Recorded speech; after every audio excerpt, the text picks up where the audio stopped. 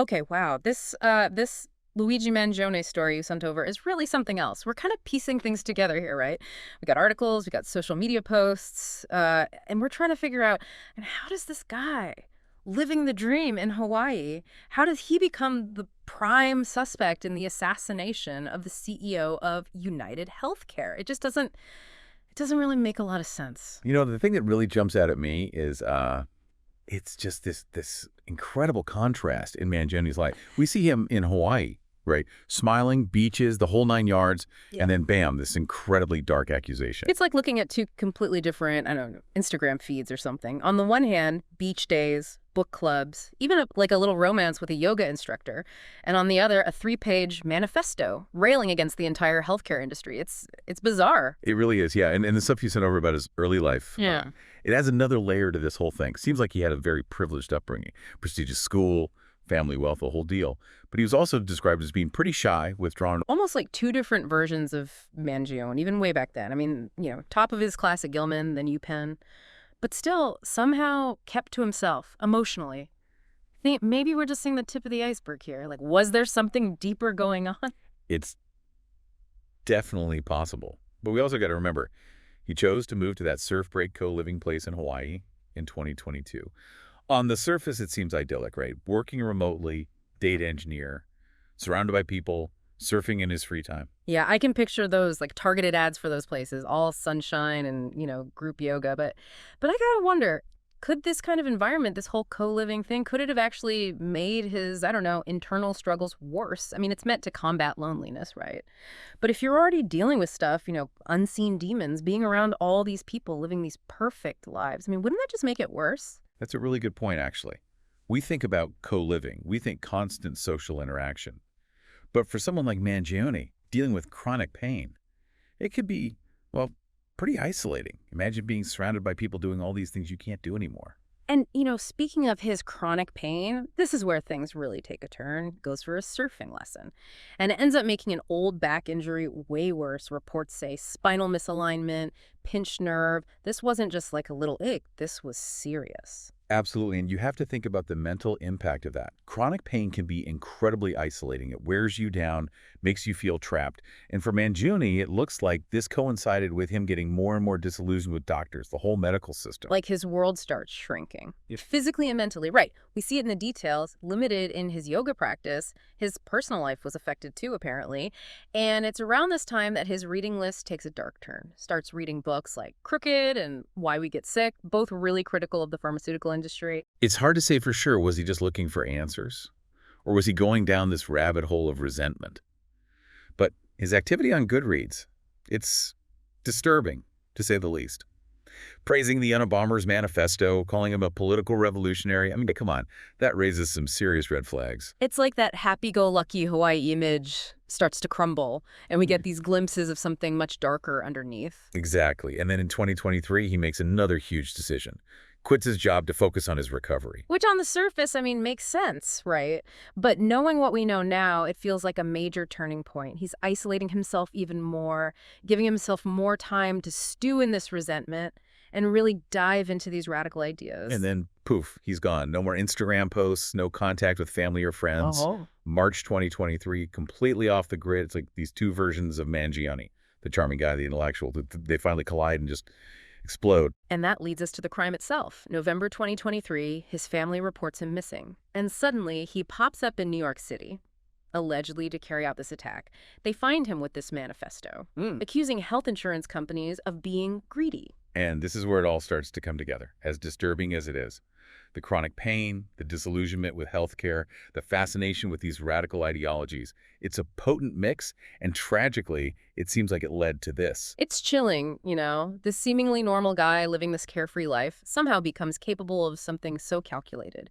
And it leaves us with this huge question. What was the trigger? Was it the back injury, the isolation of co-living, the books he was reading, or was this darkness always there, just waiting to come out? That's what we need to figure out. Let's dig deeper into the evidence, see if we can understand. What might have pushed Luigi Mangione down this path? It's kind of hard to get over, all those social media photos of Mangione in Hawaii, smiling, having fun, totally carefree, it seems.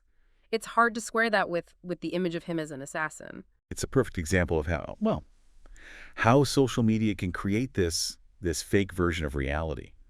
We see the best parts, the carefully crafted image, but we never really know what's going on beneath the surface. And with Mangione, man, it seems like that gap between the online persona and the real him, it was huge, just massive.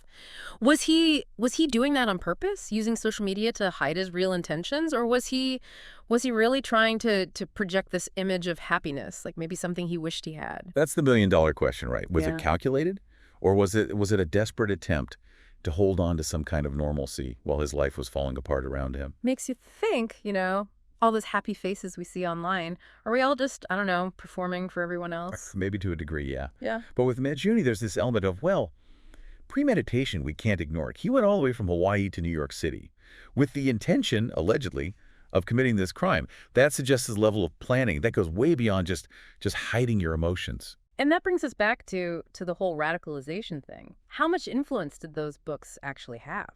Especially the Unabomber's manifesto. Was he just drawn to these radical ideas? Or did they give him a way to frame his own anger and resentment? I hesitate to say there's a direct link between what someone reads and violence. People can read about controversial stuff without believing it. It's possible Mangione was just trying to, I don't know, understand his own pain and disillusionment Yeah. by looking into these radical philosophies. Yeah, but there's a line there, right? Between curiosity and actually embracing extremism. Yeah. And with Mangina, it feels like that line got blurred. He wasn't just reading this stuff passively. He was praising it, calling the Unabomber a revolutionary. That suggests a level of identifying with it. It's more than just intellectual exploration. You're right, it is. And we got to remember what was happening in his life at that time. Isolated, chronic pain, angry at the healthcare system. In that state of mind, these radical ideas, they can take hold pretty easily. They give you a sense of purpose, a way to justify your anger. Like he was looking for an explanation, a reason for his suffering, right?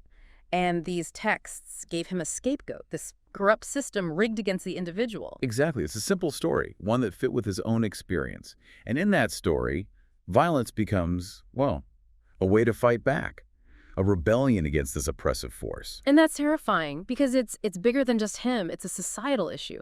When people feel alienated, left out, desperate, they're more likely to fall for these extreme ideologies, these ideologies that offer a sense of belonging, of purpose. Absolutely. Yeah. That's why we got to address the root of the problem. Create a society where people feel heard, supported, where they feel empowered to make a difference. Otherwise, we're just creating a breeding ground for extremism. So we can't say for sure what set Mangione off, but we can see these different factors all coming together. The pain, the isolation, the radical ideas. It's a complex web, and it seems like, well, it led him down this dark path. And it's a reminder, we need to recognize the signs when someone's struggling. Withdrawing from people, sudden changes in behavior, admiring violent ideologies, those are red flags. We can't ignore them. Yeah, it makes you think even seemingly normal people can have these hidden depths, and those depths can be beautiful, but they can also be terrifying. And with Mangione, it looks like, well, the darkness won in the end, but we can learn from this, right? Be more aware of what people are going through, and maybe prevent something like this from happening again. This whole thing, it really makes you wonder, could any of us, under the wrong circumstances, could any of us be, I don't know, susceptible to this kind of radicalization? Yeah, it's a disturbing thought, but it's one we should think about, We tend to look at these events as like isolated incidents, people who are just fundamentally different from us.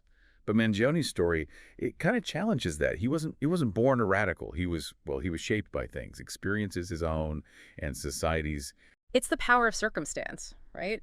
How much of who we are is just, I don't know, hardwired in, and how much is shaped by the world around us. Nature versus nurture, the classic debate. And there's no easy answer. But Mangione's story, it suggests that environment matters a lot. The chronic pain, the isolation, the radical stuff he was reading, these were all things outside of him, things that contributed to this transformation. So someone like Mangione, with all his advantages, privilege, intelligence, if he can fall prey to this, then what does that say about everyone else? I think it tells us we need to focus on resilience, Yeah. both individually and as a society. We need the tools to deal with hardship, to think critically about information and to resist these simple narratives, these stories that offer easy answers to really complicated problems. That's a powerful point. It's not about being afraid of becoming radicalized. It's about having a mindset that's open to different perspectives, to critical thinking, recognizing that, well, that life is complicated, the human experience is messy. Yeah, absolutely. We need to build a society that's more inclusive, more empathetic, more focused on the real issues, the things that cause alienation and despair. Because when people feel like they belong, when they have a sense of purpose, they're less likely to find it in, well, in extreme ideologies. This deep dive into Luigi Mangione's story, it's been fascinating, but it's also been really disturbing.